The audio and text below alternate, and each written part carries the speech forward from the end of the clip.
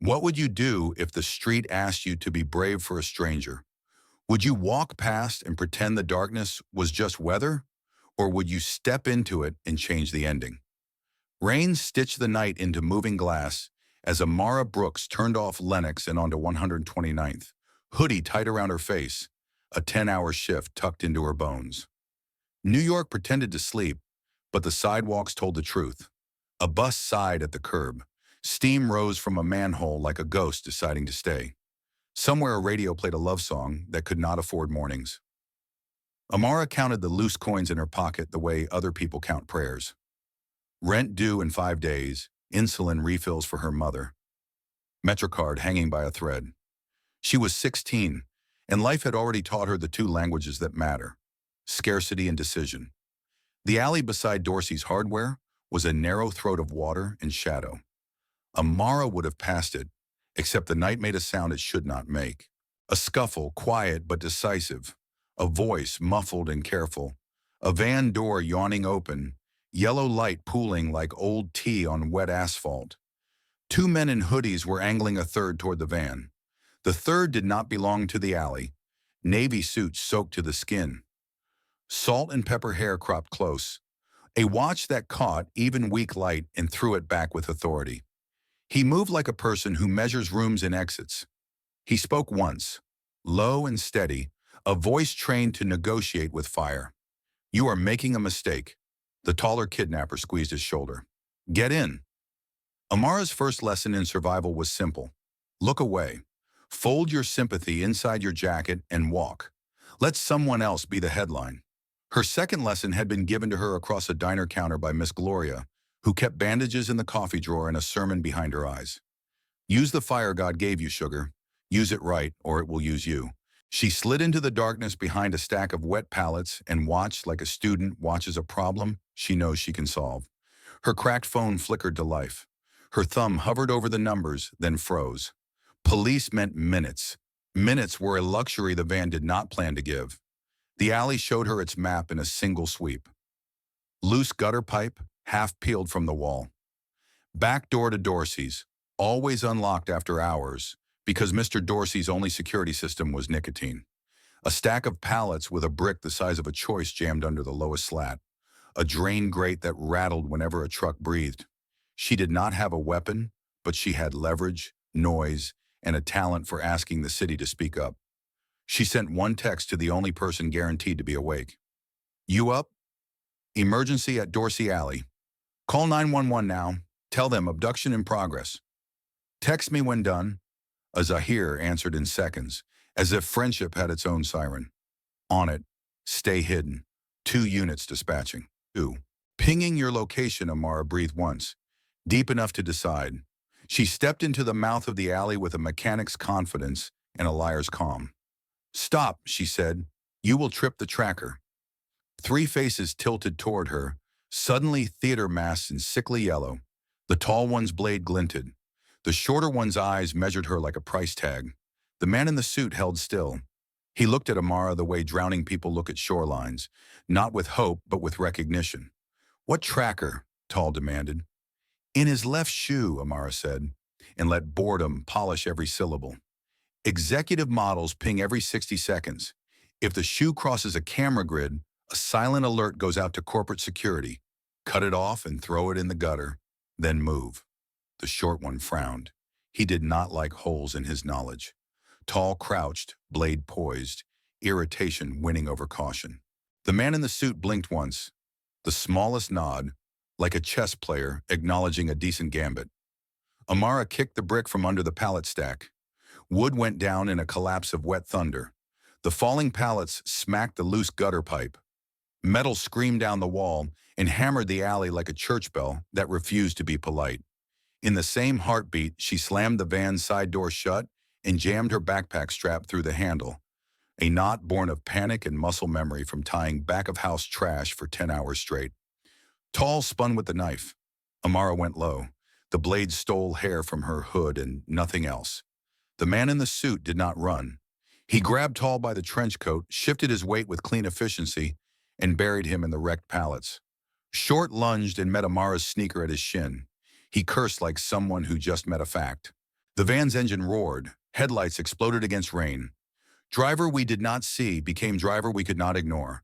The vehicle lurched forward. It would have pinned them if the gutter pipe had not hooked the roof with a shriek. The driver gunned it. The pipe ripped free. The windshield took the blow. Wipers smeared the night into panic. Left, the man in the suit said, voice calm as a metronome in a burning room. They ran. The alley breathed them out into Lenox, where police sirens like distant dogs began to answer the metal bell she had made. A bus screamed its brakes. Someone on a stoop whispered, holy, like it was a verdict. Half a block away, the van fishtailed, reversed, corrected, came on. Construction site, Amara said, already turning. Halcyon Tower. They slipped through a tear in the chain link, under a tarp that smelled like damp tar and promises. Rebar rose around them like a forest with all its leaves gone. They climbed a slick scaffold. The man gave Amara a boost and climbed after her with unflashy strength. From the third platform, the city looked like a map someone had cried over. Red and blue smeared the edges. Streetlights were coins flattened by trains. Voices entered the site, flashlights skating steel. The kidnappers moved with urgency now, the kind that makes mistakes. Amara and the man pressed into a narrow cavity behind a stack of drywall, wood biting her shoulder through the hoodie, breath catching to the same careful rhythm. She said tracker, Tall spat. She knew something. She knew how to stall you, the driver snapped. Shut it. We do not have time. A siren yelped again. Closer, official. The driver made the call no one wanted to own. We pull out, regroup. This is not finished. Their lights retreated. The van sulked away. The scaffold trembled as the night remembered how to be wet and ordinary. Only then did Amara breathe like a person and not a plan. The man turned his face toward her, in the dim gray eyes clear despite the dark. A thin scar on his chin writing a history line no one was reading yet. Thank you, he said. You're welcome, she answered, and felt how ridiculous the phrase sounded in a city that measures gratitude in survival. They climbed down. Police cruisers angled across the lane with an authority that made space out of noise. A black female officer with braids and the posture of someone who had earned every ounce of calm stepped toward them. Did you make the call? She asked. I did, Amara said, lifting her ruined phone like a badge. And I was the intended cargo, the man said. They tried to ship me in a van that smelled like oil and poor choices. The officer's eyes flicked to his watch, his scraped knuckles, his soaked suit. Recognition lifted one brow by a millimeter, as if a trivia answer had arrived uninvited. Name? She asked. Adrian Cole, he said. The name struck the street sign across the way like a thrown coin. Halcyon Tower, coming soon. The officer gave the smallest nod. As in Halcyon, she said. Yes, he answered, as in Halcyon. Then we will take your statements, and we will do it quickly, she said, voice steady. EMT will look at both of you. Ms. Brooks, do you have a guardian we can contact? My mother, Amara said. Please be gentle when you knock. She worries with precision. The officer's mouth almost smiled. We will be careful. Adrian shrugged off his heavy coat and placed it across Amara's shoulders without ceremony. It smelled faintly of cedar and rain. Warmth spread quickly, like a promise that did not need adjectives. You do not have to do that, she said. I know, he replied. I want to. Statements took 10 minutes that felt like 5. The EMT wrapped Amara's scraped palms in white that did not belong to the night. Adrian declined the ambulance with polite finality. The officer listened with exact attention, asking the right questions and none of the wrong ones. When there was a pause, Adrian stepped closer. You changed the shape of my evening, he said softly, and likely my life. May I see you home, and may I speak with you tomorrow when the sirens stop pretending to be music. We can talk, Amara said, then added, because truth is a habit, about why they wanted you and about what I want. He held her gaze as if he understood that last part had more gravity than the first. Yes, he said, about both. A black sedan slid to the curb so quietly it made the police cruisers look theatrical. Credentials were checked. The officer agreed to escort. On the ride, city lights pulled long on the wet windows, like brushstrokes someone refused to finish. Adrian watched Amara with a kind of restrained intensity, as if memorizing not just her face, but the fact of her choosing to help. "Why did you do it?" he asked. "Because no one was coming fast enough," she said, "and because I am tired of pretending cruelty is just weather." He nodded once. Agreement, apology, and promise in a single motion. They reached her building. The officer waited at the stoop. Inside, the stairwell smelled of bleach and onions, the unofficial fragrance of survival. Amara turned her key. The sewing machine stopped mid-stitch. Brielle Brooks stepped into the doorway, robe knotted, eyes taking in everything with a tailor's accuracy. Bandaged hands, a stranger in a wetsuit, a police officer on the stairs. Her jaw set, not with fear, but with clarity. "What happened to my child?" she asked.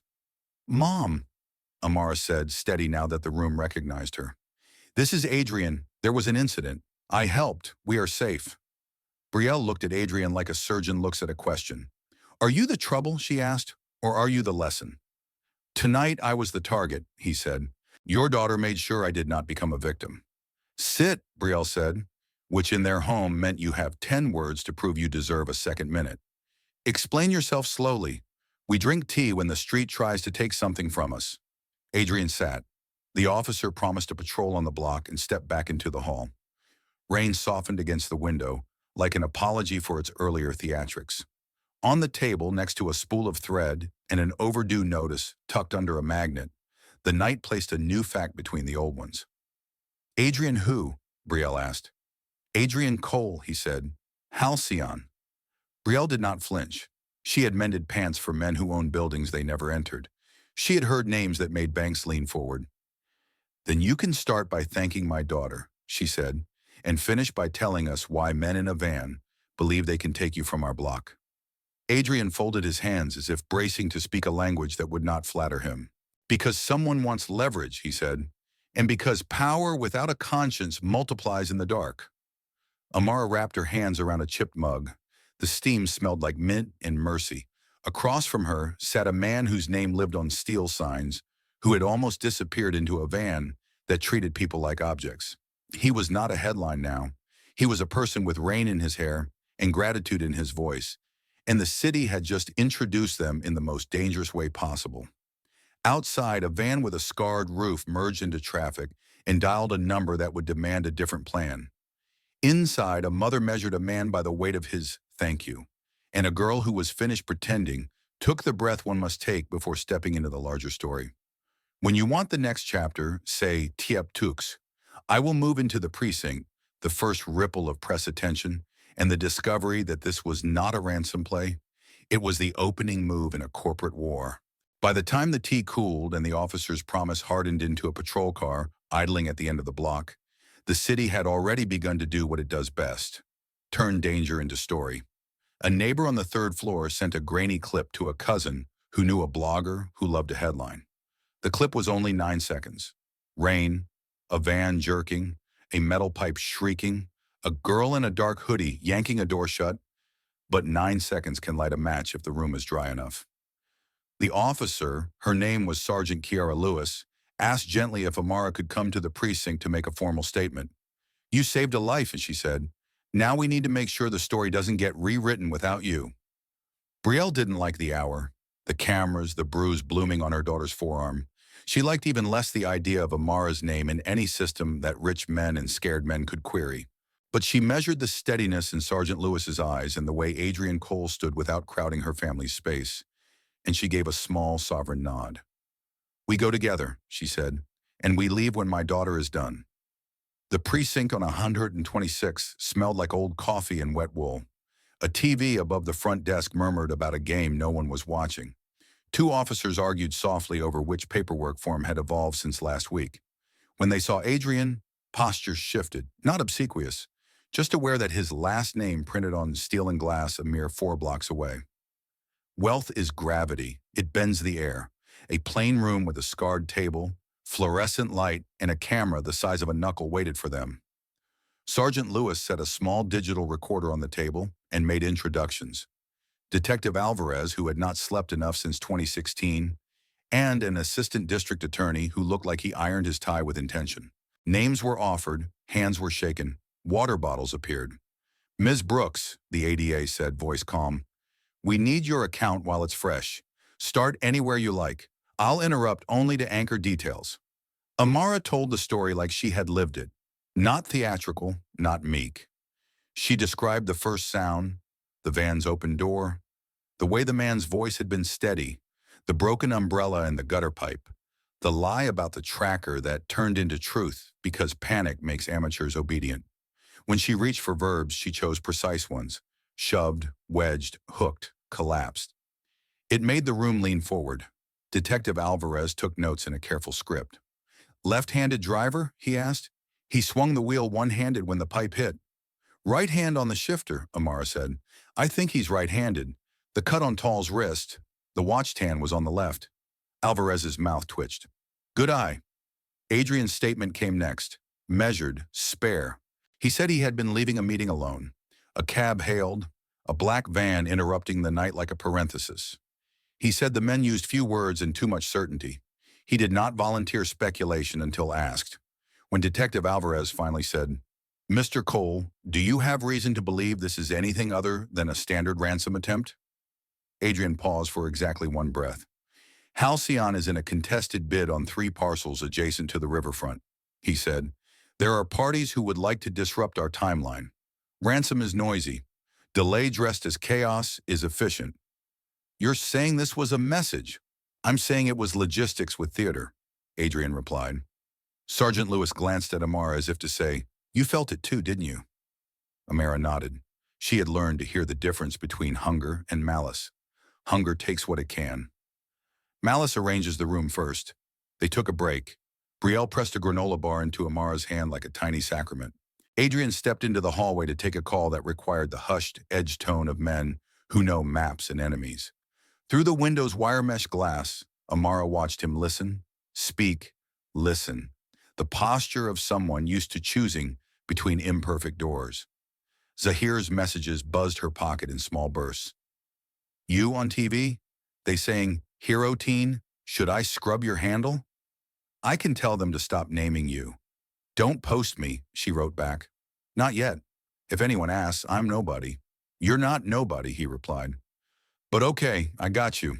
I'm at the bodega if you need anything. Hot fries, funeral ready. When they returned to the room, there were new arrivals.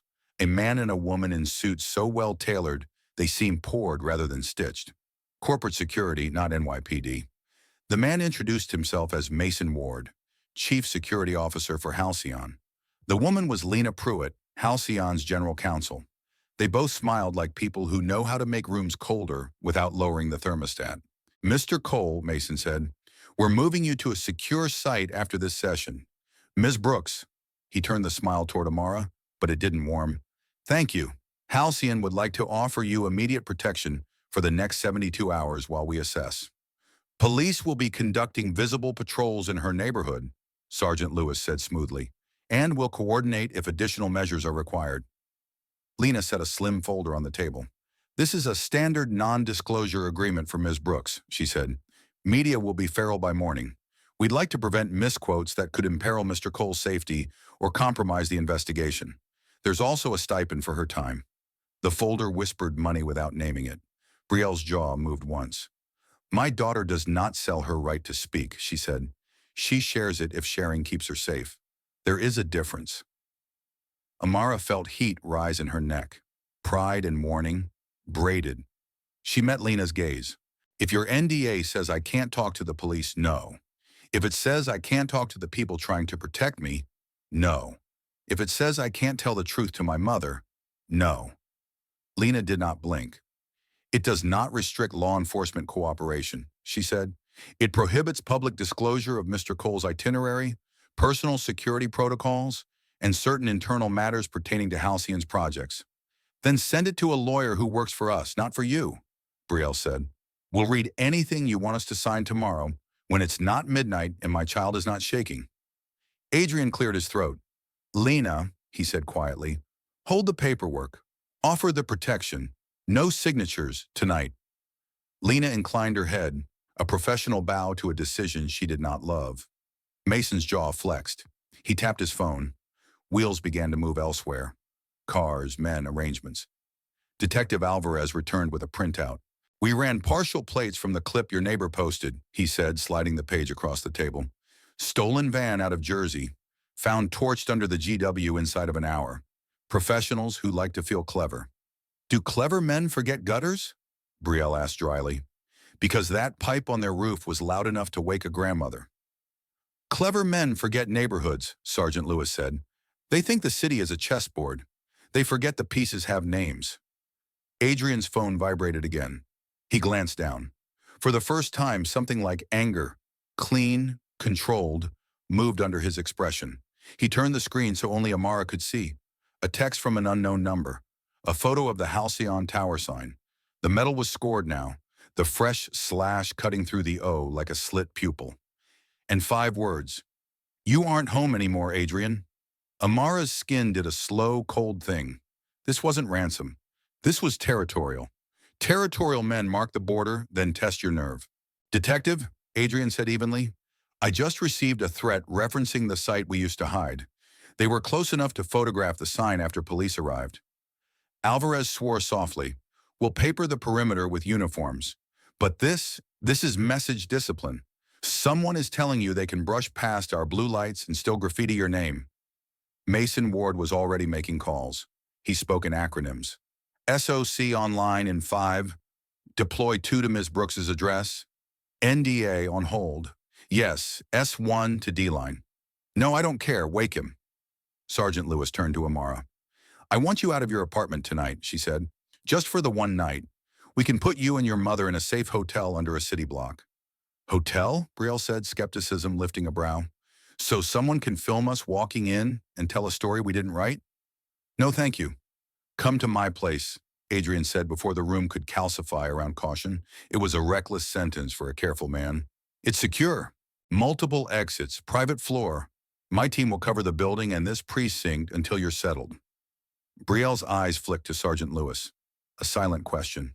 Foolish or strategic? The sergeant spread her hands.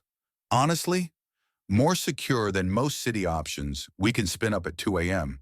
And if Halcyon pays, I can keep my overtime for the next mess. Amara watched her mother think. She watched Adrian stand still and not sell the offer like a product. She thought of the van, the pipe, the text. She thought of Zahir, who would stand in front of their door if asked, but whose shoulders were not bulletproof. She thought of the way fear breeds in hallways and how safety sometimes means stepping into a place that doesn't feel like you. We go, Brielle said. One night, and in the morning, we come home for the insulin and the sewing machine, because safety that costs our life is just a golden cage. Adrian nodded once. A vow. Understood. The transfer was a choreography that had learned its steps in messier rooms. A side exit, 2 unmarked SUVs, lights off, routes that avoided predictable grids. Sergeant Lewis rode in the lead. Mason's team took the rear.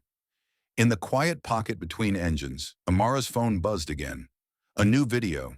Herself, barely visible, the hoodie making her every girl, the van's door slamming, the pipe screaming. The caption, Girl in Harlem saves suit from snatch crew. Who is she? The comments already bled to the edge of the screen. She typed to Zahir. If anyone asks, say you don't know me. Too late, he wrote. I already told them you saved a life without telling them your name. That's the truth that matters. They crossed into a different Manhattan. The blocks grew tall, reflective, defended by doormen and concierge smiles. Adrian's building rose like a sentence with too many commas and not enough verbs. The garage door lifted. The SUV exhaled into a private underground quiet. Upstairs, the elevator recognized Adrian's wristwatch and spoke in doors that parted too smoothly. The apartment, no, the suite, was glass and air, and the sound money makes when it tries to be silent. Floor-to-ceiling panes looked out over a city that did not plan to apologize. The rain had thinned to a suggestion. Far below, red and blue stitched the avenues like someone trying to close a wound. This is, Brielle began, then let the sentence wander off alone. Temporary, Adrian said, and yours for the night. A woman with kindly eyes and a braid that fell like a rope ladder stepped out from a side hall. I'm Seema, she said, house manager. I've laid out a guest room and fresh towels. And tea, if you like. I hear it helps after the street tries to take something from you. Brielle's glance softened by a millimeter. Tea, she said. Yes. Amara walked to the glass and placed her bandaged hand against the cool pane. The city looked different from up here. Not smaller, but seen. The blocks near 129th were a pattern she could point to. Halcyon Tower's construction site, a dark tooth in the grid, was out of view, but she felt its pull like a tide on the other side of an inlet. Behind her, Adrian's phone vibrated. He answered and his voice shifted into the cadence of boards and bids. He listened, then said very quietly, "We don't delay, we accelerate. Whoever did this believes fear is a lever. We remove the fulcrum." He ended the call and turned to find Amara watching him. "That sounded like a vow," she said. "It was arithmetic," he replied. "They move to slow us. We move faster, but speed invites error, which is why—" He hesitated as if choosing a different door mid-sentence. "Which is why I need to ask you something you're free to refuse." Brielle reappeared with 2 mugs, the room wrapped in the soft, domestic sound of cupboards. "Ask," she said, because she knew the weight of favors. "Your eye," Adrian said to Amara. "You see patterns. You saw the watch tan, the handedness, the map of an alley. We run simulations before we erect anything that tall." He tipped his chin toward the dark window, where towers wrote their names in light. "I want you to sit with my security and operations team tomorrow. Hear what we know. Tell us what we're not seeing from the street up." Brielle's lips thinned. "You're asking my daughter to step deeper into something that already tried to swallow you. I'm asking her to choose the terms if she decides to step," Adrian said. Then he looked at Amara. "Only if you want, and only with Sergeant Lewis looped in so nothing we miss becomes something you pay for." Amara thought of the tower sign cut through the O like a pupil watching. She thought of the men in the van who believed neighborhoods were backdrops and people were props. She thought of Zahir's hot fries and Miss Gloria's sermon eyes. She thought of her mother's steady hands and the insulin that did not care about press cycles. She thought of the rare and terrifying feeling of being useful beyond your own survival. "I'll listen," she said. "Then I'll decide." "Good," Adrian said, and the word carried relief. He didn't dress up. Night untied itself slowly. Brielle fell asleep with a book face down on her chest, the way people sleep when they are too tired to perform resting. Seema tucked a blanket over her knees with a tenderness that understood the ceremony of care. Adrian retreated to a study with walls of books and a window that made the city a living painting. He did not sit. He stood and watched the dark like a man learning a new dialect of his own life. Amara lay awake in a guest room softer than any she had known. The sheets whispered. The ceiling was quiet.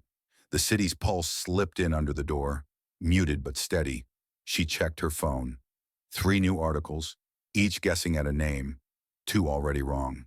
In one comment thread, a stranger wrote, "Leave the girl alone. Not every hero needs a handle." She smiled in the dark and let the smile be hers and no one else's. At 4:12 a.m., a message arrived on Adrian's secure line, forwarded to Sergeant Lewis, then to Detective Alvarez, then because she had asked to be looped in, to Amara. A blueprint of the riverfront parcels, a note unsigned in clean typography that was confident enough not to shout. The game is not ransom. The game is sequence. If you set the second foundation before you settle the first, your tower will list. Watch the trucks. Count the sand. We are already inside your schedule. Amara stared at the words until they became shapes. Sequence. Trucks. Sand. Not money. Materials. Not blood. Timing. She sat up. In Miss Gloria's diner, the difference between a rush and a flood was sequence. Eggs before toast, coffee before pie, check before refill. Get the order wrong and the whole counter mutinied. Construction must have its own diner logic. Pour before cure, lay before lift, move before bolt. If someone could tilt sequence, they could slow a billion-dollar tower with a handful of well-placed pebbles. She opened her notes app and typed 3 bullet points that would either be foolish in daylight or the first honest map anyone had drawn since the pipe screamed and the rain wrote the night into motion. Outside, the city resumed its 1,000 private tragedies and small salvations. Somewhere, a crew that didn't think in ransom counted trucks and smiled. And high above the stories written in ground-level grit, a poor black girl lay awake in a rich man's quiet room, translating danger into grammar.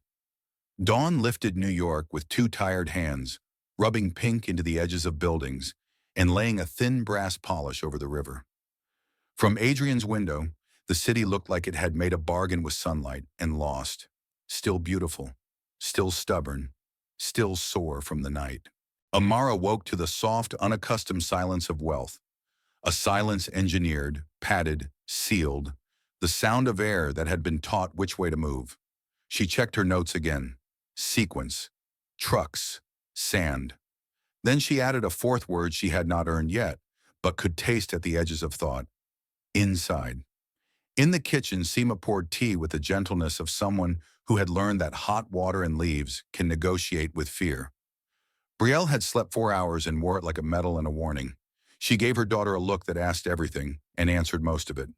Are you steady? Are you hungry? Are you sure? Hungry, yes. Steady enough, Amara said, answering aloud what they always handled with glances. Sure. I'll get there. Adrian walked in with his sleeves rolled and his tie abandoned, the way a city dresses when it decides to bleed and build at the same time.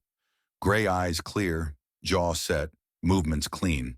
If last night had shaken him, dawn had filed the edges, not dulled them. He nodded to Brielle with a respect that made the room warmer. Sergeant Lewis is downstairs, he said. She wants us at the site before the day crowds move in. Mason's team will join. I thought you, he looked at Amara, might want to see the trucks before the day erases the night's message. Brielle lifted her mug. We go together, she said. And when the city starts writing you into its story, you make sure it spells your name right. The convoy slid through streets blinking awake, bakery doors propped open with flower drums, dog walkers with headphones and complicated leashes, early shift nurses riding buses that yawned mint and diesel.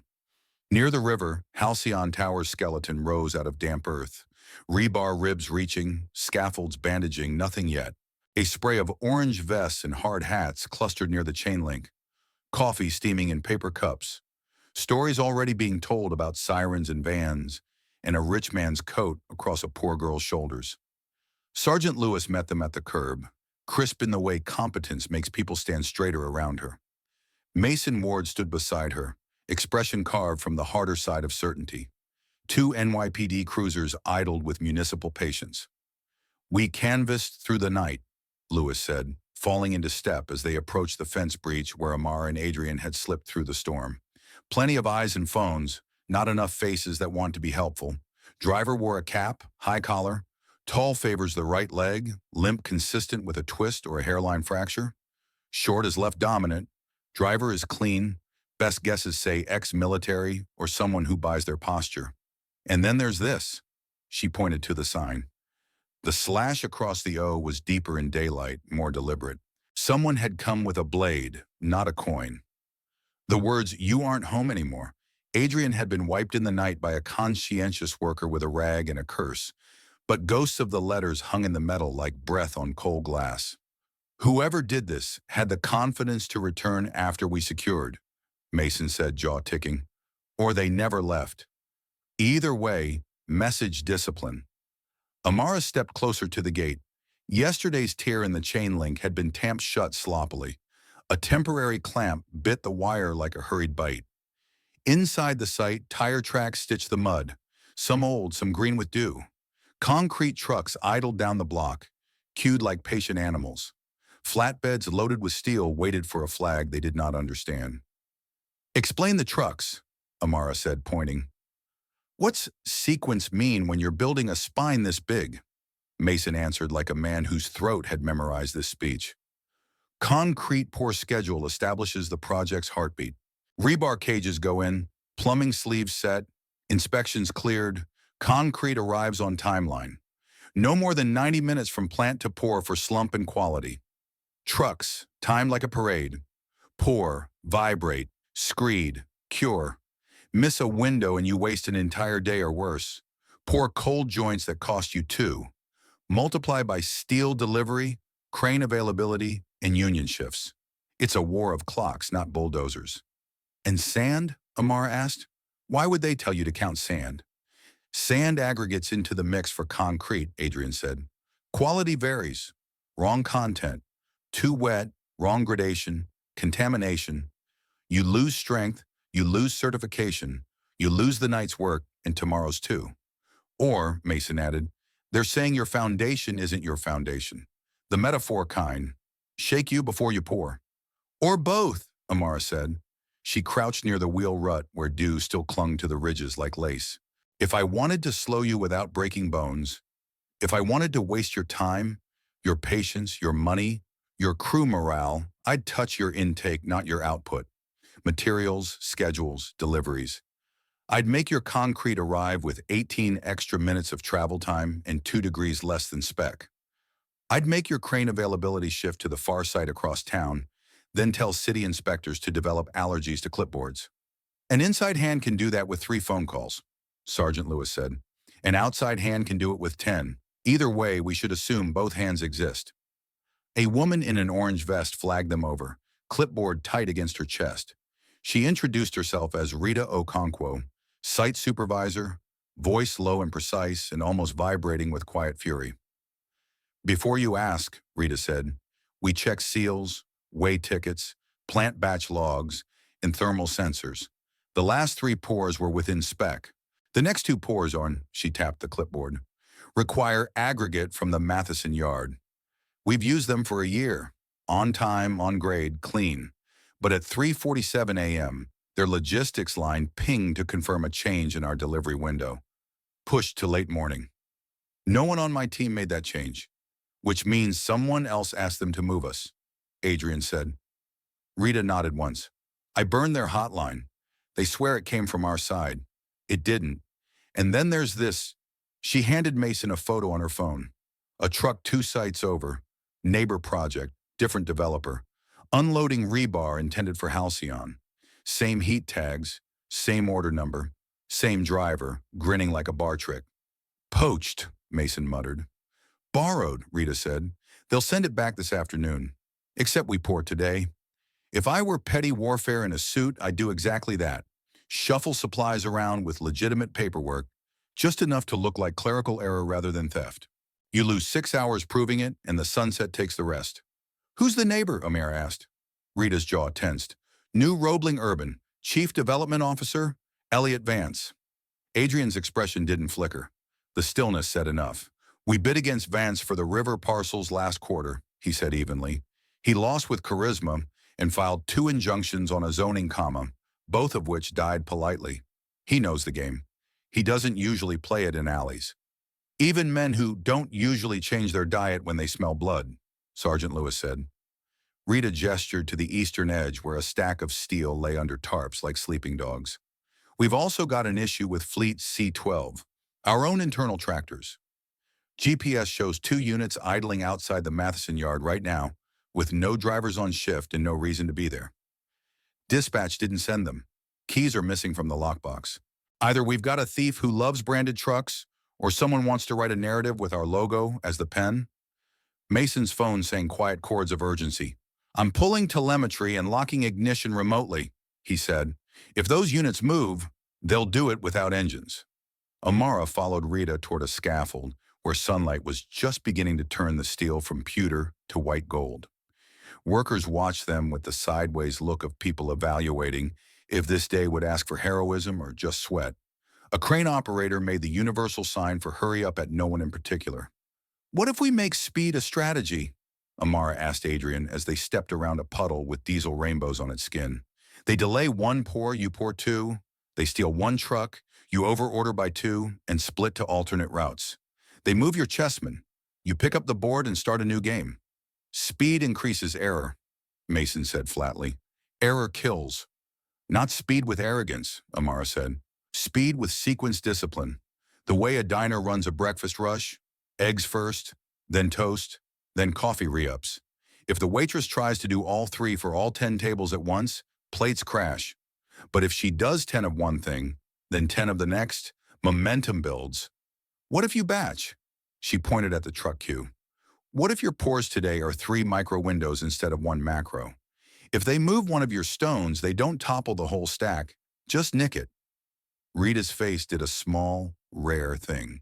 She smiled with her eyes, but not her mouth. We can stage like that, she said. We'd need a live gating team, one group to run intake, one to shadow permits and inspectors, one to pre-clear crane availability with half-day fences instead of smooth schedules. She looked at Adrian. It'll cost a bonus and a union call. Morale might follow the money? Adrian didn't hesitate. Do it, he said. Set the gates. I'll sign the bonuses. Mason, stand up a logistics war room. Sergeant, we'll want eyes on Vance's site to stay in the lane and out of litigation. I'll put a patrol unit on Roebling's curb and a camera on their gate, Lewis said. We won't step on your corporate toes. We'll just count how many times they try on your shoes. Mason signaled to his team, and the site began to pivot like a school of fish dodging a shadow. Radios chirped. A foreman shouted a revision in a voice that could slice sheetrock. Workers peeled off in twos and threes toward new stations. It wasn't panic. It was choreography. The good kind. The kind that makes a crowd think magic happened when really it was sweat and math. Who do you trust on your inside? Amara asked Adrian as they crossed toward a temporary office trailer. The kind that tries to pretend it's not a box on borrowed land. I trust competence that has earned its own receipts, he said. Rita, Seema, 3 of my project managers who tell me no to my face. A CFO who married someone in a union and learned to count politics as a line item. And who do you not trust? He didn't say Elliot Vance. He said, anyone who tells me what I want to hear before I finish wanting it. Inside the trailer, air conditioning battled the smell of dust and ambition. Screens showed feeds, gates, perimeter, the yawning mouth of the site. A whiteboard bloomed with arrows and nouns. Gate A, intake. Gate B, inspector. Gate C, crane.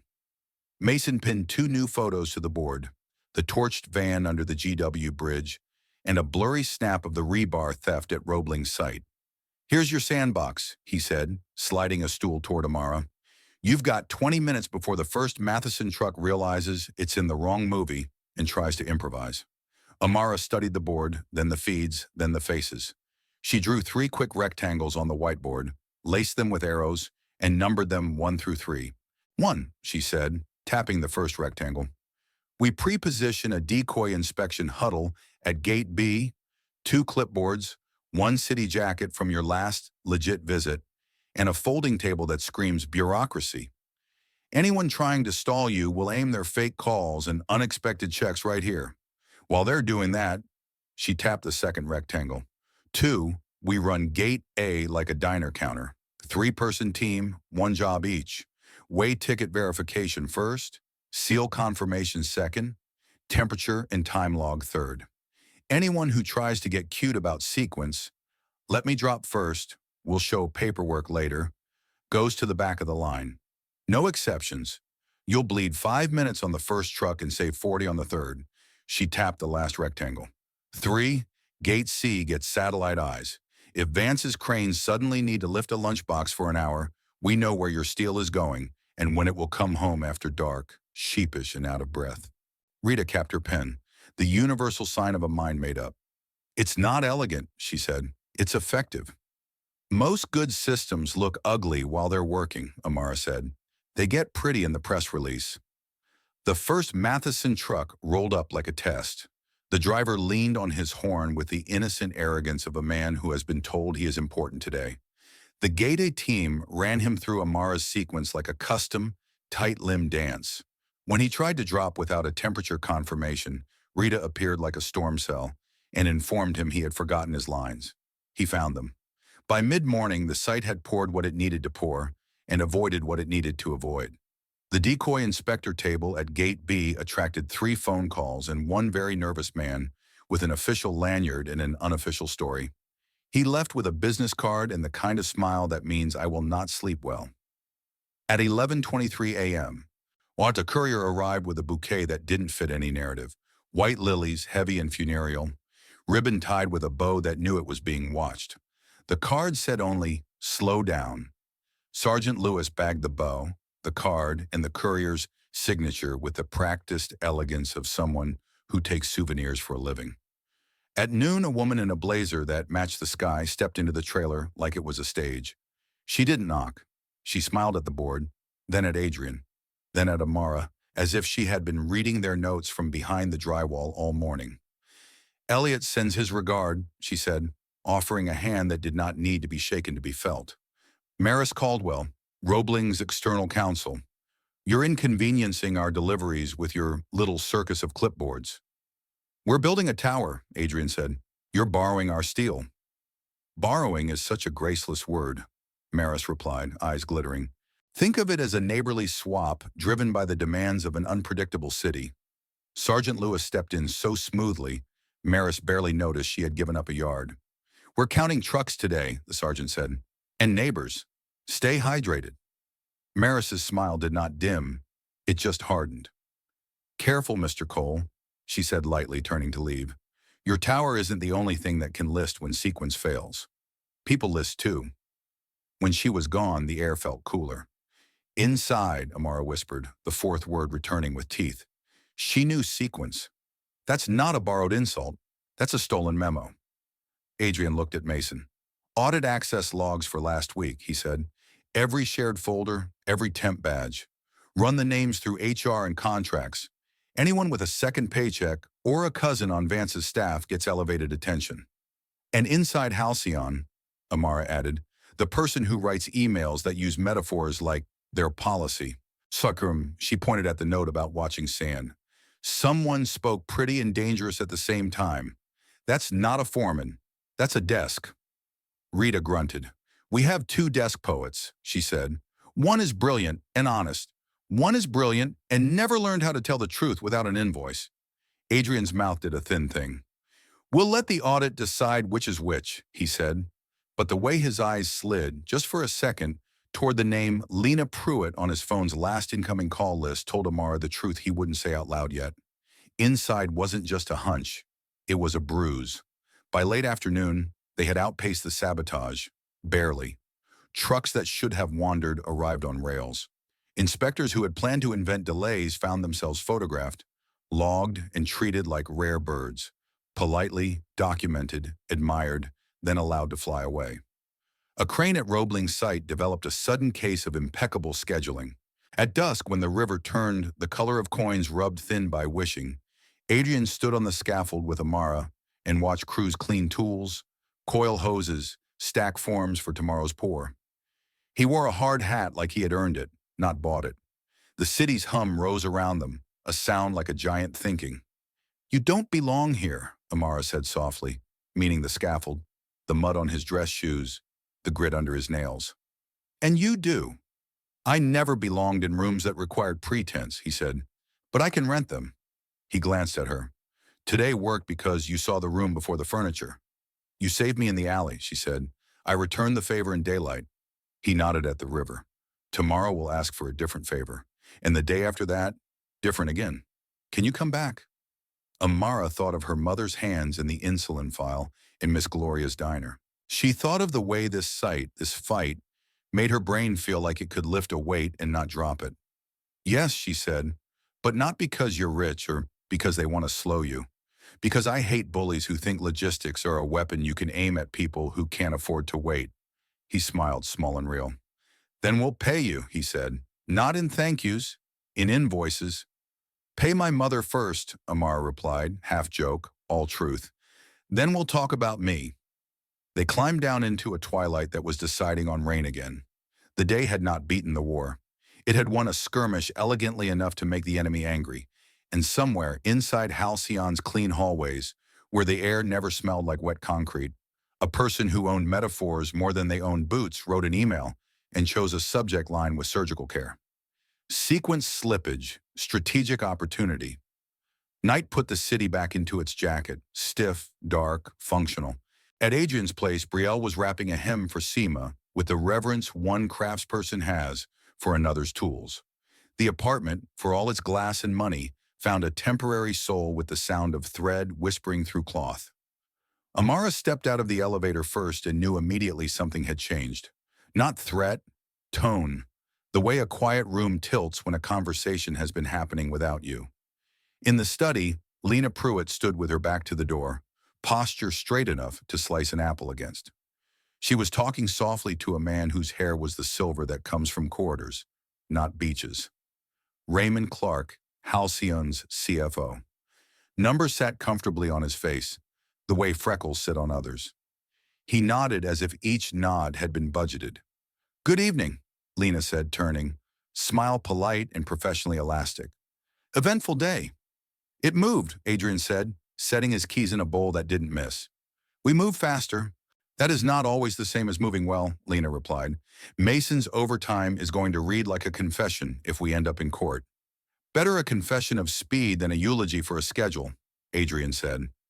Raymond glanced at Amara with curiosity that had already cached context. "You must be the young woman who made our security look like a club that forgot to hire a bouncer," he said. "Raymond Clark, the man who signs checks and apologizes for it later." Amara shook his hand. He didn't squeeze to test. He didn't float to patronize. She liked him immediately the way you like a clean kitchen. Useful, not show. Lena folded her arms. "We need to talk about today's improvisations," she said. Rita staged an unauthorized inspection huddle. Mason locked 2 of our tractors remotely without filing incident forms.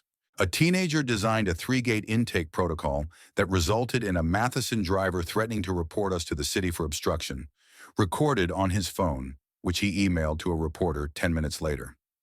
"Who called the reporter?" Amar asked. "And who gave him your email?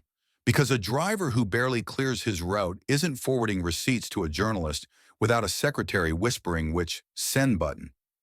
Lena's eyes gave the smallest flinch at the corners. Too small for a court, big enough for a girl who watched people for a living. "The reporter has been circling since last quarter," she said. "This is New York. They smell delay like sharks smell copper." "Then you simplify their diet," Raymond murmured. "You feed them what you wish them to eat." "Which is what exactly?" Adrian asked. "That you were almost kidnapped," Raymond said dryly. "And the same day you poured on time and under budget because a 16-year-old invented a choreography that made your men stop fighting the wrong fire. It's true and it's inconvenient. For anyone who wanted you to look like a man who can't keep his projects upright." Lena exhaled. "True does not always mean wise to publish. And yet it rarely embarrasses you for long," Raymond replied. Seema appeared with tea and the sort of pastry that pretends it doesn't calories. Brielle followed, taking a seat like a witness called by both sides. She regarded Lena with measured neutrality, the way a tailor regards a pattern. Will it hold? Will it lie? Will it flatter? "Ms. Pruitt," Brielle said, gentle as threading a needle through organza. "You want to keep my child safe. I see that. You also want to keep your client safe. I see that too. Which one wins on a rainy day?" "The law," Lena said without beats, which was both the correct and least satisfying answer. "The truth," Brielle said softly, "is the only thing that sleeps." Silence measured the room, 6 seconds of air weighing itself. Adrian finally cut it with a clean knife. "We go transparent," he said. "Not reckless. Transparent. Sergeant Lewis wants to control the name. We'll let her. But the shape of the day will not be a rumor that ruins the week." Lena inclined her head, defeated by a decision that wore a moral she couldn't argue. "Then I would like to control the verbs," she said. "Saved, staged, secured. Words that say competence, not chaos." "Choose your verbs," Adrian said. "Just don't edit out the subject." The audit Mason had ordered began to produce fruit that smelled like rot. Access logs from shared drives showed 3 downloads of the sequence risk memo at odd hours, 1:12 a.m., 1:17 a.m., and then 3:05 a.m. from a remote VPN. The first 2 were from a Halcyon conference room. The third was from a network that pinged back to the legal offices of Caldwell and Reeve, Maris Caldwell's firm, the woman with the sky-colored blazer and the smile that filed diamonds. "How does a memo leave a closed system?" Raymond asked, voice quiet. "Either a key went walking or someone propped a door." "Temp badge," Mason said, scrolling logs. "Issued to Francois Abel, contract data migration. Cleared yesterday at noon. Out at 8:09 p.m. "Bring him in," Sergeant Lewis said. "We can't compel," Lena murmured. "I can invite," Lewis said, smiling, which looked good on her and terrible on anyone in trouble. "And I can walk through his life with my flashlight looking for any dust that glitters. People with nothing to hide love a clean floor." Texts flew like swallows. Phones rang. Some answered, some strangled quiet. At 7:08 p.m., Francois Abel arrived with a nervous haircut and a habit of apologizing before verbs. I didn't know it was proprietary, he began, which is how everyone who knows begins. Maris she's my cousin's. She asked for a template. She said she wanted to benchmark Roebling's internal process. You never thought a competitor would love to see our exact plan for how to avoid being delayed? Lena asked, voice silk-wrapped steel. Francois blinked. She said it was industry standard. The industry standard is don't be a thief, Mason said. Sergeant Lewis took him to a quiet room and returned with a legal pad full of lines that added up to intent. Maris had used family to move a memo. Francois had used stupidity to excuse it. Roebling had used the memo to craft sabotage that looked like weather. We can charge him with, Lena began. Later, Adrian said. Charge him later. Tonight we fix holes. He turned to Amara. If they have the sequence risk memo, they know our failure points. We can either throw out the playbook or we can lie to it. Feed it garbage, Amara said. Write an addendum that looks like a confession. Seed it where they can steal it. Let the false plan drag their interference to the wrong gates. We run the real plan one layer below. Raymond smiled with part of his mouth. A palimpsest, he said. We write over the old words and let anyone with a candle read the lie. Easier if the lie feels like truth, Amara added. Make the decoy plan consistent with your usual style, just wrong by a degree at each point. Wrong enough to waste their morning. Lena's eyes glittered with something that looked dangerously like admiration. You could be a lawyer, she said. I'd rather be effective, Amara replied. They wrote the addendum, accelerated gate flow, full of jargon and plausible-seeming shifts that would reroute inspectors, restack poor windows, and soften intake verification just enough to invite mischief where they wanted it. They accidentally left it in a folder where a temp with enthusiasm and a cousin in a sky blazer could find it. Mason watched the outbound pings and smiled without showing teeth when the doc left the building disguised as routine. At 9:16 p.m., Zahir texted, They're saying on the blogs you're a mystery fixer. Someone said you're 22 and in grad school. Amara typed, I'm a waitress who knows the difference between toast before eggs and eggs before toast. That line is going on a t-shirt, Zahir replied. You safe. Safer than last night, less safe than tomorrow, she wrote back, then stared at the sentence and thought it sounded like a city motto. Sometime after 10, while Raymond reviewed numbers like a priest counting sins, and Lena crafted bullet points that would tell the truth without inviting lawsuits. Brielle stood and crossed to Adrian with a look that meant now, you and I change registers. My child is brilliant, she said, not asking if he knew. She is also 16. You will not use her courage as insulation for your company. If she consults, she invoices. If she risks, you reduce that risk with more than security theater and coffee. Adrian met the gaze without flinch or flourish. Yes, ma'am, he said. She leads. I follow. She says stop, I break. Good, Brielle said. And tomorrow, after you finish counting sand, you will come to my apartment. You will sit at my tiny table. You will drink tea from a cup with a chip. And you will tell me how your buildings help the neighborhood where my child learned to run faster than trouble. Because if your tower is only a mirror for other towers, then you are not building. You are repackaging air. Silence again, but a warmer kind. The kind that stretches a room and makes it fit more people. I'll be there, Adrian said, with receipts.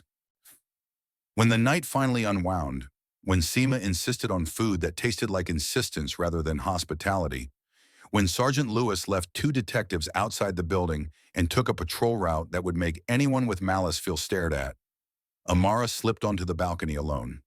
The city lay below her like a circuit board lit by curiosity and error. The river was a slab of dark metal, hammered flat by the moon. She pressed her palm to the glass.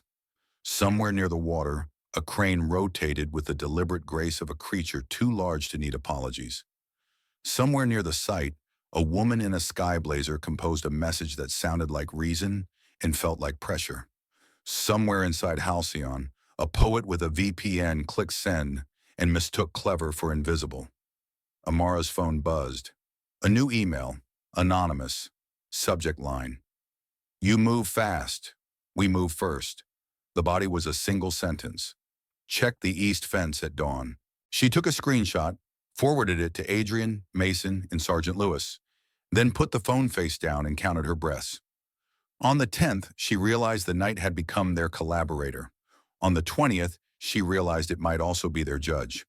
Inside, Adrian stood in the doorway as if he had been about to call her in and decided against it.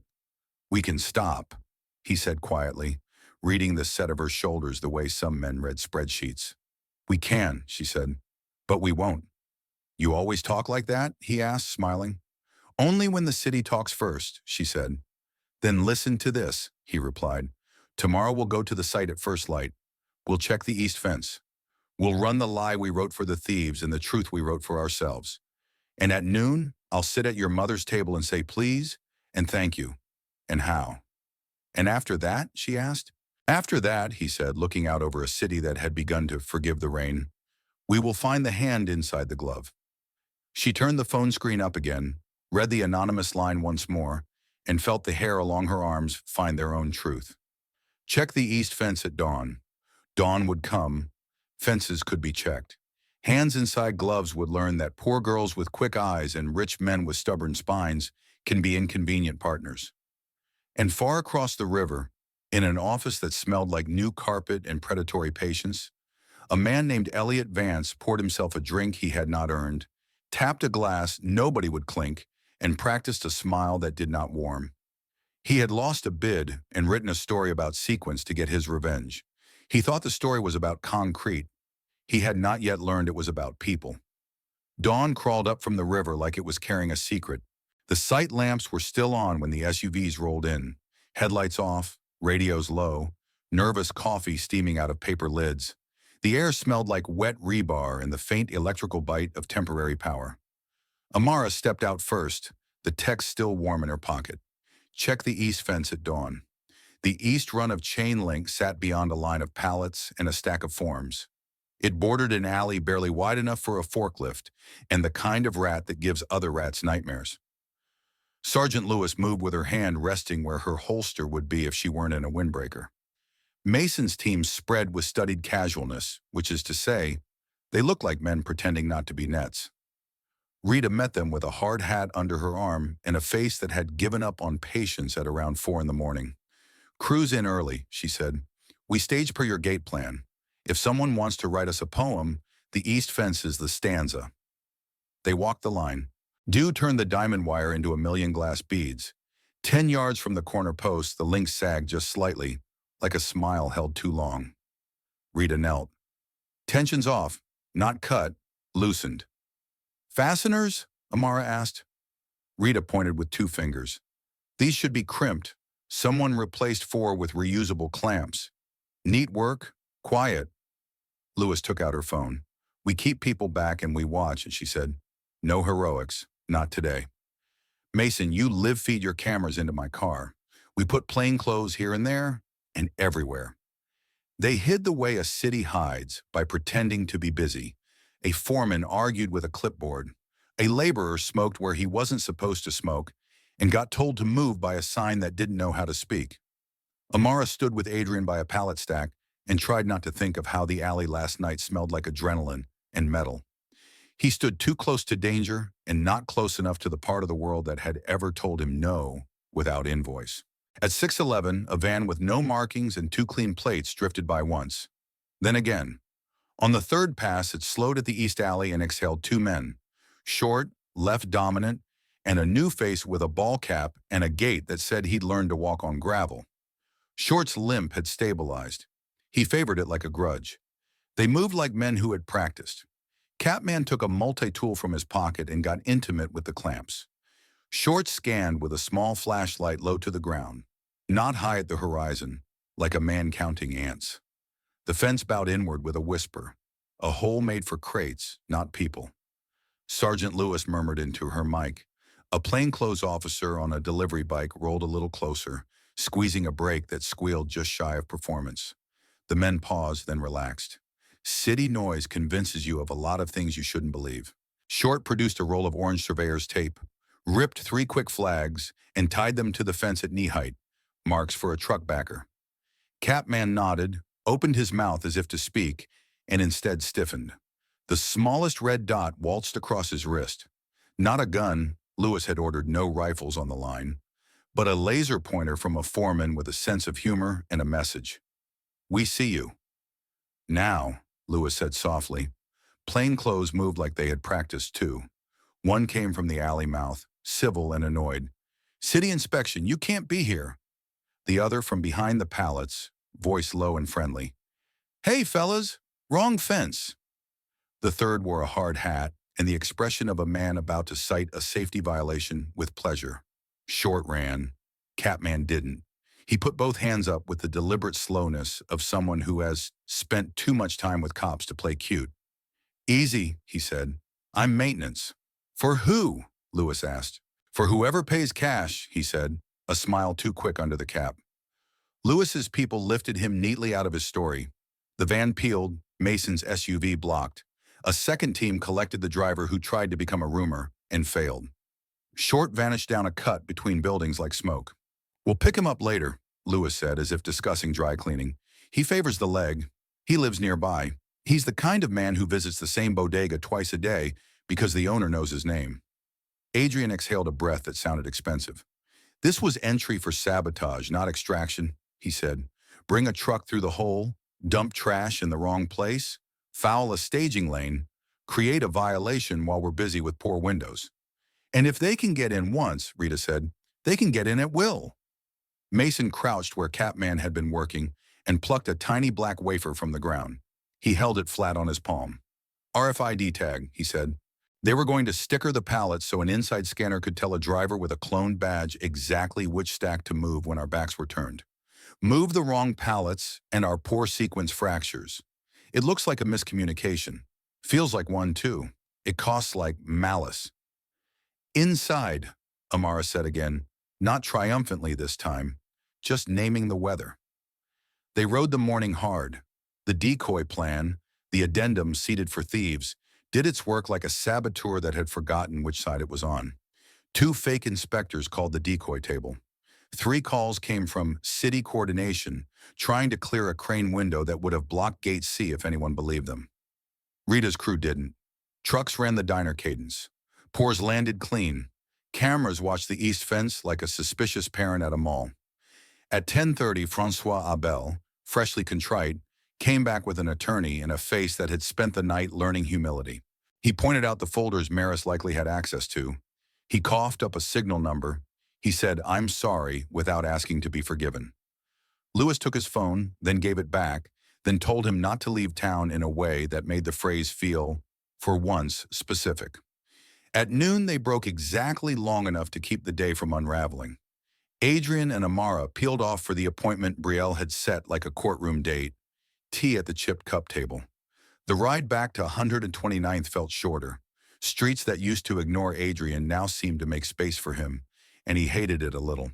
He watched a boy on a scooter race a bus and win by laughing first. He watched an old man sweep a stoop like he was conducting. He watched Amara watching all of it, making a map no app could imitate. Upstairs, Brielle had laid out 3 cups and 1 plate of cookies, and the sewing machine sat covered as if to show it could be quiet when truth wanted the room. Seema had sent over a bowl of fruit and a note that said, "Eat some color. Building takes minerals." Brielle ignored the fruit and poured the tea. "You have receipts?" she asked Adrian without preamble, eyes sharp. "About what you are giving the neighborhood that is giving your tower a skyline?" Adrian slid a folder across the table. It wasn't fat. It was dense. Commitments printed like vows. "First," he said, "we convert 20% of units to true affordable, indexed not to aspirational city math, but to median income for this zip. Locked for 30 years. No tricks, no marketing fees." Brielle looked at him over the rim of her cup like a woman learning to trust a new hem. "Go on." "Second," he continued, "apprenticeships, paid, 50 slots, priority to residents within a mile, skilled trades with union partners, pathways that lead to journeyman status, not photo ops. Third, vendor contracts, 10% minimum to local small businesses, laundry, cleaning, maintenance, landscaping. Fourth, a health fund seated at $500,000, administered through the clinic on 127th. Insulin coverage and chronic care gap grants. He glanced at Amara, not as a cue, but as a witness. Fifth, community space on the ground floor, free nights for tutoring, job fairs, a place to organize things that make life feel possible. Brielle turned the pages with fingertips that had mended 1,000 seams. Who enforces? She asked. An independent board, he said, chaired by someone you choose and someone the clinic chooses. Halcyon seats 2, the community seats 3, the city seats 1. Dissents recorded, votes published. Brielle sat back. A smile threatened the corner of her mouth and retreated. You practice this, she said, which means you wanted to be able to say it, which means either you are a man trying to do right before he is forced, or you can hear footsteps. Both, he said, but mostly the first one. The footsteps help me choose shoes. She laughed. It was a sound from a different room in the house. Then eat a cookie, she said, and tell me how you intend to keep my daughter alive while she stands between men with initials and men with vans. Amara cleared her throat. We don't stand between, she said. We stand above. We change the angle so both kinds of men have to look up, not down. Brielle shook her head, half in disbelief, half in pride. You were born this way, she said. I only taught you where the cups go. They ate cookies, and the tea cooled, and the city remembered how to exhale without checking if anyone was watching. When they left, a woman on the second-floor landing pressed a grocery sack into Amara's arms. Plantains, a mango, 2 packs of rice. For your mama, she said. You keep that rich man honest. And tell him to fix the street light that buzzes like a bee. Adrian smiled without making it about him. Yes, ma'am, he said. Light will be fixed by Friday. Back at the site, the afternoon brought heat that turned patience brittle. Maris Caldwell appeared again with a clipboard and a smirk, and this time she brought a man with a camera and the word documentary in his mouth like a defense. You can film the river, Sergeant Lewis said. Not my people, and not from inside the cones. Maris pointed at Amara. She's your people now? She asked Adrian. How quickly we elevate folk heroes. I elevate competence, Adrian said. Folk takes care of itself. You sound like a quote, Maris replied, eyes skating to the camera. Would you like to make it on the record? Not with you, he said, and walked away before she could turn the moment into a gift. At 3:12, the decoy addendum sprung the trap they had laid for the thieves. A city scheduler called Gate B and insisted on moving an inspector to C, effectively blocking the crane swing if anyone obeyed. They didn't. 5 minutes later, a truck meant for Roebling showed up at Halcyon with paperwork that almost matched. Rita photographed the tags, signed the driver's manifest, and sent the steel to Gate Never. By the time the error was discovered, Halcyon had poured the last panel clean. Mason's console chirped. We've got a bite, he said. RFID trace pinged at Roebling's gate. They tagged our pallets before we pulled the stickers. Someone's reader just recorded a very expensive ghost. Sergeant Lewis smiled like a cat with homework. Warrant time, she said. Probable cause looks like orange tape and poor impulse control. At dusk, the east fence hole gaped for the last time. The clamps were replaced with crimps, the run taut as a string instrument. Workers hosed mud into something like order. The river turned pewter. The city decided to forgive the day. And somewhere in an office where carpet still smelled like a decision, Elliot Vance took a call he didn't want to take. He listened without interrupting, then said, Then get it done in court. The way a man says, I have used up my simpler tools and hates it. Morning brought cameras. They grew like weeds at the curb. Local stations first, then the glossy sites that tell you what neighborhoods are rising, then the gray-suited beasts that pretend not to salivate when a billionaire bleeds. A drone buzzed until Mason knocked it out of the sky with a letter that cost more than the drone did. Adrian stepped up to a taped line he hadn't drawn. He didn't wear a hard hat today. He wore a suit without a tie, and the face of a man who knows that words can pour concrete too. Sergeant Lewis stood to his left, because truth lends its spine. Rita stood to his right, because competence hates to be late. Amara stood back near the trailer door, invisible on purpose. Mr. Cole, were you kidnapped? A voice shouted. No, he said. I was almost kidnapped, and thanks to a young woman whose name I won't share, I wasn't. Is she here? Another shouted. She's living her life, he said. Let her. Is this sabotage by a competitor? He looked at Sergeant Lewis. She inclined her head. There is an ongoing investigation, she said. We have persons of interest, and we have evidence consistent with coordinated interference. We are not going to litigate on the sidewalk. A reporter with inventive eyebrows cut in. People say halcyon strong-arms neighborhoods, he said. Why should the community cheer when a billionaire pours concrete on their lives? Adrian didn't blink. The community shouldn't cheer, he said. It should negotiate, which is why we're publishing our commitments today. Apprenticeships, vendor contracts, affordable housing index to the zip code, a health fund administered by people who don't work for me. He held up the folder. This isn't charity, it's architecture. For people, not just buildings. Can we see the girl? Someone called, crude and lazy. Sergeant Lewis stepped forward. You can see the policy, she said. You can see the work. You can see the arrests when they happen. You do not get to eat a child for breakfast. If the line was a little theatrical, it worked. The crowd laughed in the right places and quieted in the right places. Cameras got enough material to cut packages with tension, but not blood. Adrian left with his verbs intact. Back inside the trailer, Lena Pruitt exhaled. No defamation, no admissions, she said. 2 quotables, 1 pledge. I can live with that. Raymond peered at the commitments again, numbers running down his face like silent code. I can live with it if we phase the health fund and front-load the apprenticeships, he said, which incidentally is the ethical thing to do. There's a spreadsheet for conscience. Good, Brielle said from the doorway, having arrived with a grocery bag full of sandwiches because she didn't trust rich people to remember to eat. Eat, then deliver the light bulb on 129th by Friday. Rita grabbed a sandwich, glared at her watch, and kept the site moving. Trucks came, trucks went. Inspectors tried to act bored and failed.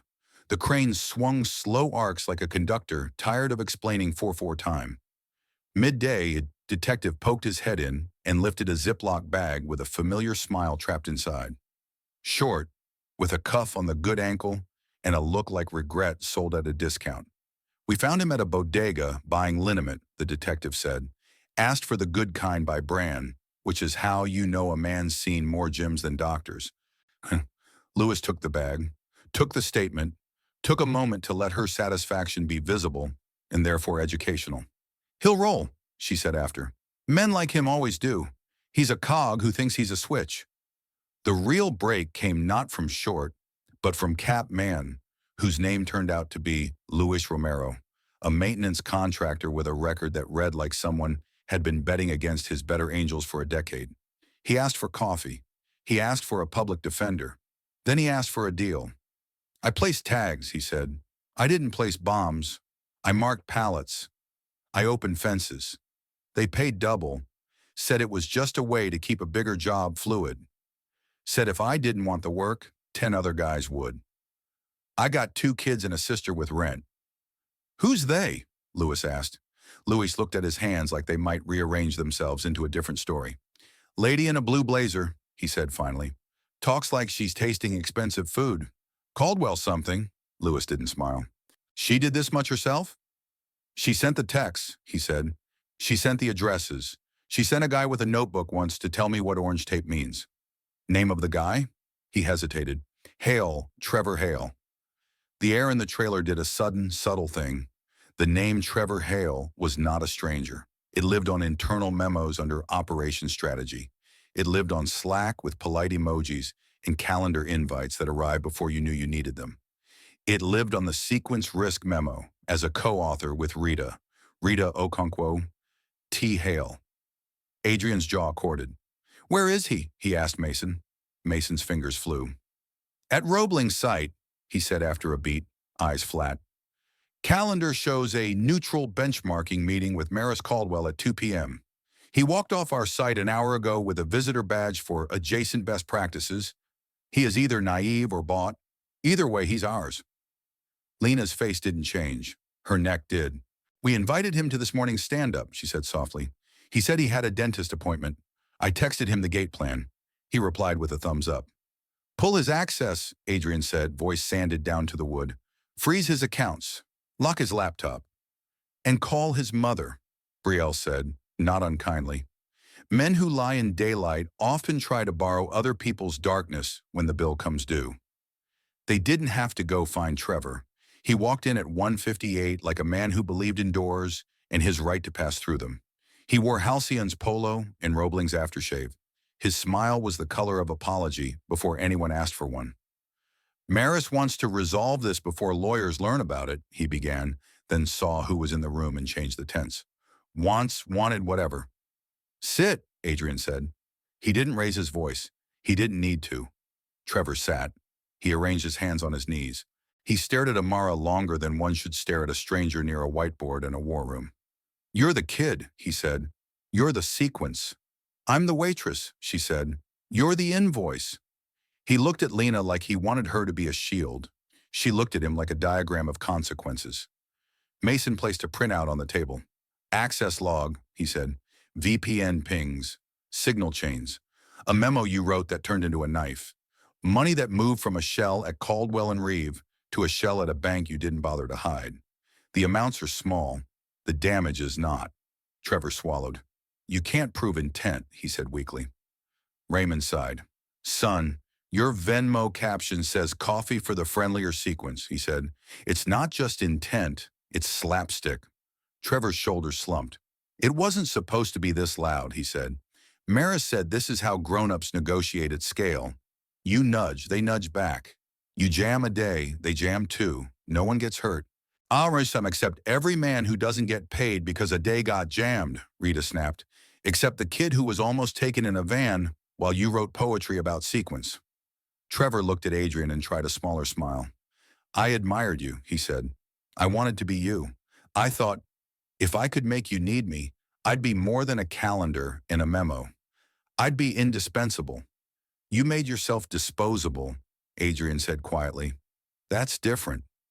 Sergeant Lewis put cuffs on him with the clean competence of a woman who respects risks and hates excuses. You can tell the ADA about grown-up negotiation, she said. He'll be fascinated. You can even draw a diagram. Maris Caldwell didn't come back that afternoon. She sent a statement to the press that said a lot of words that meant we did nothing that wasn't already happening, and her firm's footer linked to a page about civic responsibility that took too long to load. At 4, the first arrest warrant slid into place for the Roebling yard. RFIDs, stolen rebar, clipboard choreography. The site went quiet in that way. Places go quiet when law decides to stand in the middle and not budge. Men in ties pretended ties inoculate. They don't. At 5, the east fence was a wall again, not because steel had changed, but because attention had. Attention is the best lock, Amara thought. It changes posture. It changes outcomes. At 6, the streetlight on 129th that buzzed like a bee got a new ballast. A city crew put it in with the resigned professionalism of men who pretend not to notice when rich people are watching and poor people are clapping. At 7, Zahar sent a selfie with Miss Gloria holding a spatula like a vengeful saint. We saved you a plate, he wrote, and Gloria says, bring that sequence girl by for pie, or she'll tell the papers the truth about your middle school haircut. I hate you, Amara typed. Be there at 9, bring the rich man, he replied.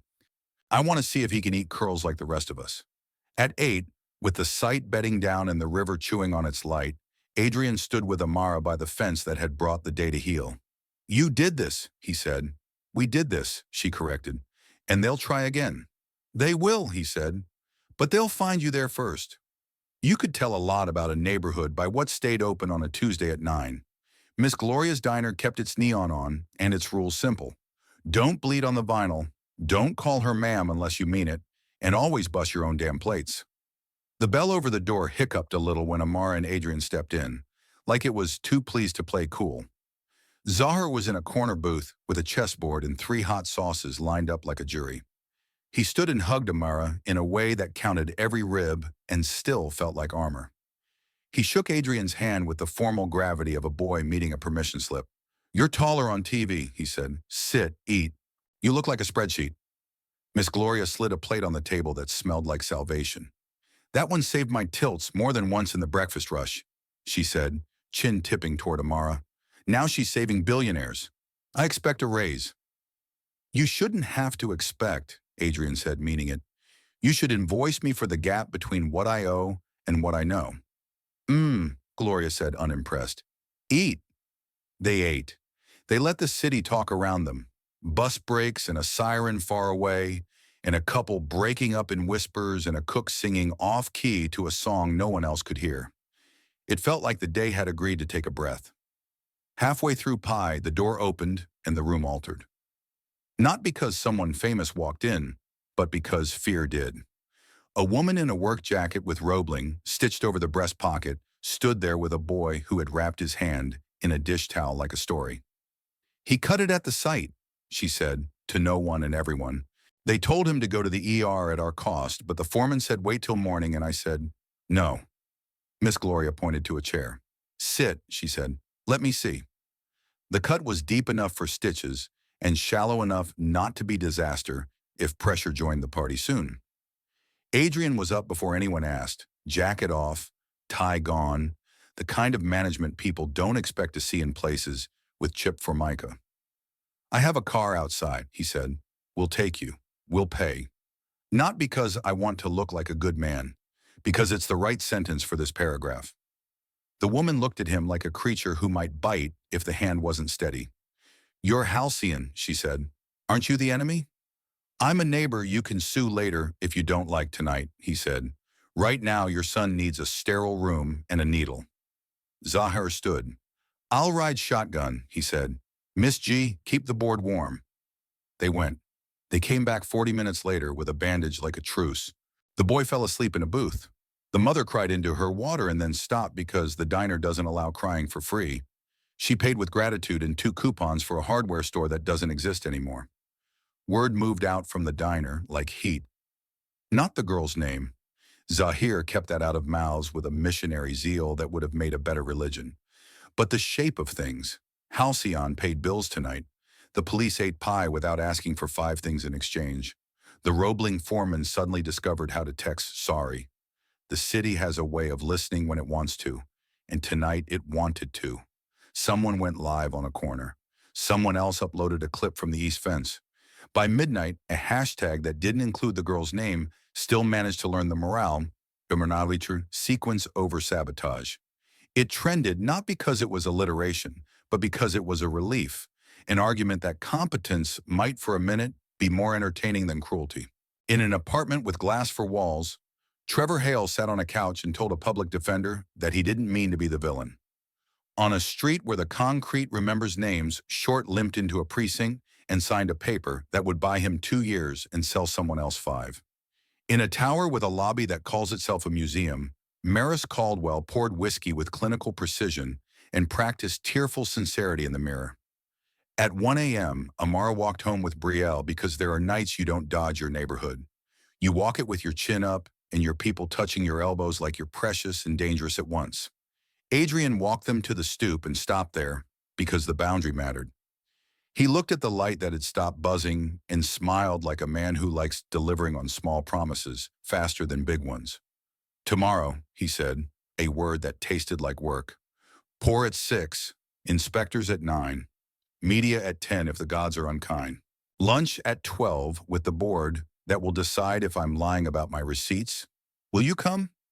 I have 3rd period geometry, Amara said, and a test. Geometry is sequence with angles, he said softly. Keep it.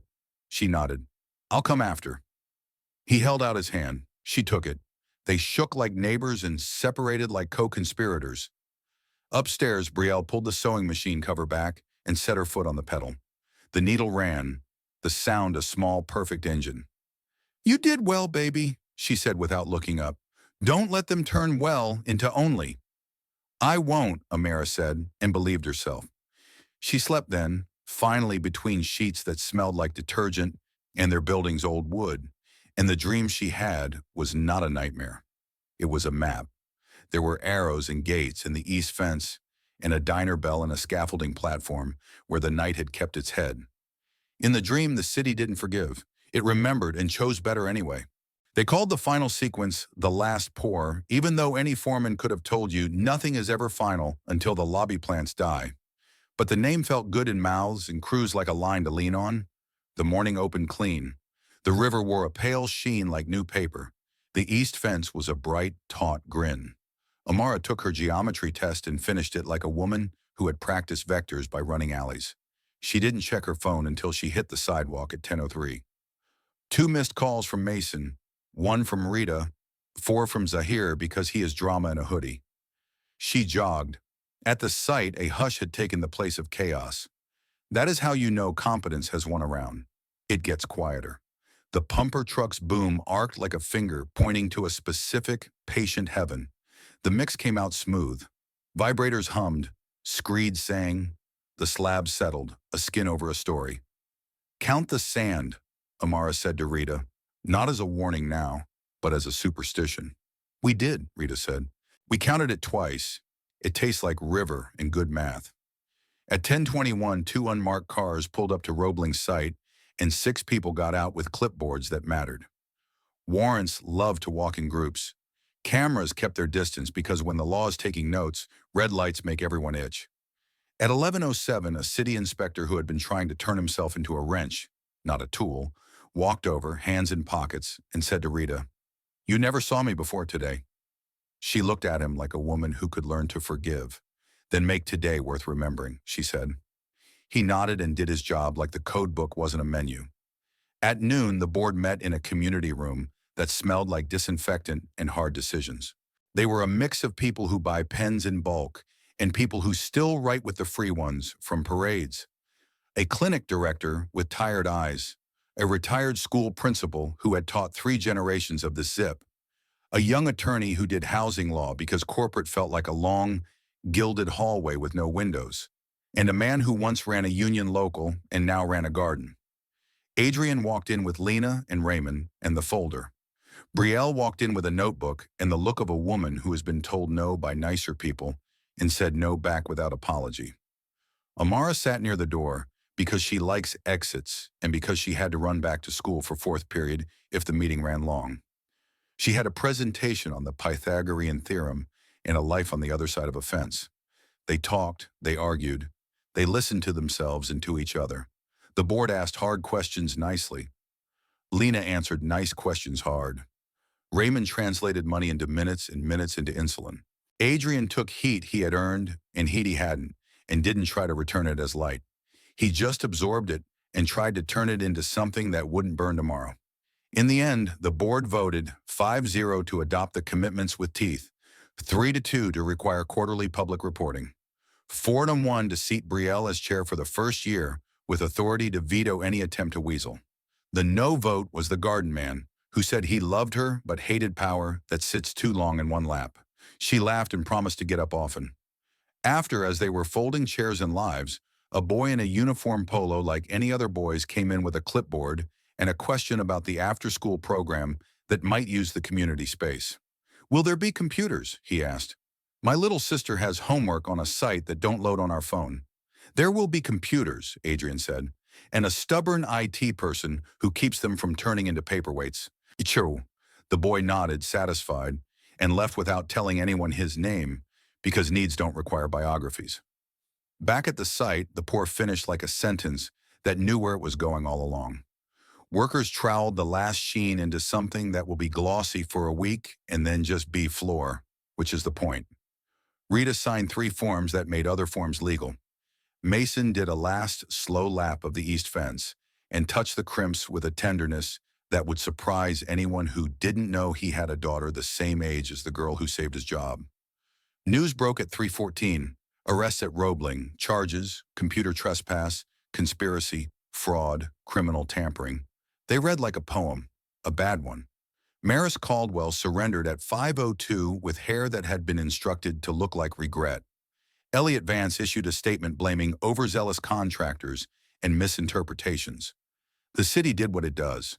Made jokes, made outrage, made memes. Someone put orange tape on a cat and called it sequence disruption. The cat looked unbothered. Trevor Hale pled out at arraignment with a face that had learned something about adulthood late. He would do community service at a place that will not need him, and then perhaps he will learn how to be needed correctly. Short took a deal and named names. Catman got a break because he told the truth early. The driver will do time and run laps in a yard and maybe come out with a different walk. Or not. Some stories don't mend. At sunset, the site crew clapped. Not for Adrian, for each other, for Rita, for the day, for the slab, for the fact that work done right deserves noise. Amara clapped too, quietly, like a prayer you say into your cup before you drink it. Adrian turned to her. "You don't have to keep going," he said. "You can say, 'We are done,' and I will find a way to thank you that doesn't involve more risk." She shook her head.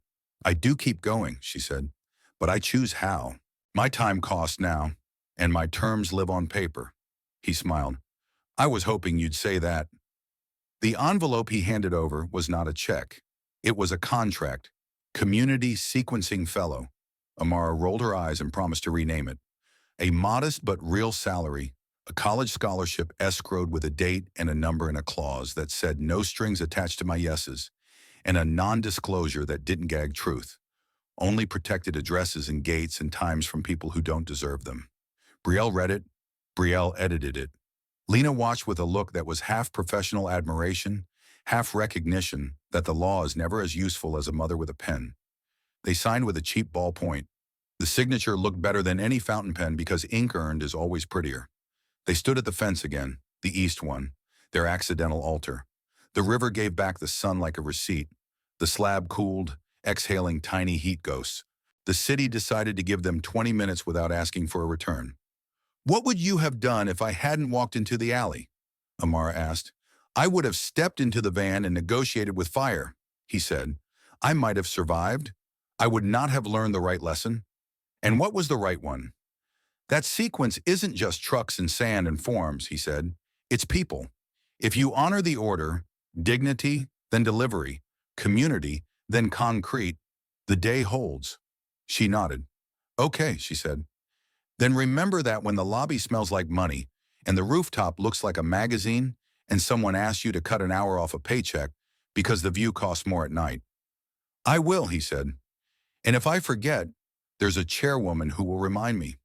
Brielle joined them, carrying a thermos and 3 paper cups, because victory without tea isn't victory in their house. They poured and drank and let the heat do what heat does when it's in the right hands. Somewhere behind them, Sergeant Lewis laughed at something a rookie said, the sound edged and sweet. Somewhere in front of them, Zahir shouted at a chess piece like it was a cousin who owed him $20. Somewhere above them, a heron crossed the river and didn't drop the fish in its beak because birds grasp sequence better than men. On their way out, they passed the sign, Halcyon Tower, coming soon. Someone had taped a smaller page under it, cheap paper, cheap tape, mighty sentence, sequence over sabotage, no signature, no handle. Everyone knew. The last thing the night asked of them was simple and hard. Go home. They did. They slept in their own beds. The rich man in his glass box with books for walls. The poor girl in the room that smelled like thread and onions, and the kind of love that doesn't post. In the morning, the slab was still there. It would still be there in a week and in a year. People would step on it without thinking. That is what good work wants, to disappear into usefulness. Months later, the tower would open. The ground floor would hum with tutoring noise and laundry carts, and a union meeting that didn't need to beg for space. The apprentices would graduate into journeymen, then show up with their kids on a Saturday to point at a beam and say, "I set that." The health fund would refill when insulin bills hit like weather. The east fence would be a story told over tea. The light on 129th would buzz once in winter, and then, because someone now owned the line item for bulbs, it would be replaced by Friday. As for names, the city never learned the girls. Not officially. It didn't need to. The story knew where to send the flowers. The story knew who to call when a fence went loose at dawn. The story shows up at Miss Gloria's sometimes and pays the check for the table in the corner without saying who it is. Amara took the scholarship when the time came.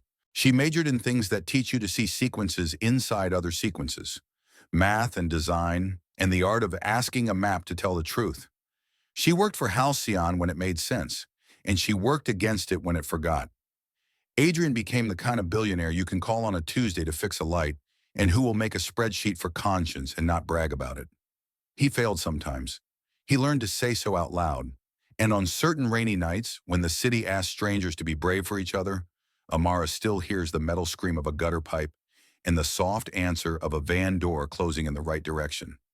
She still asked herself the first question, the only one that matters.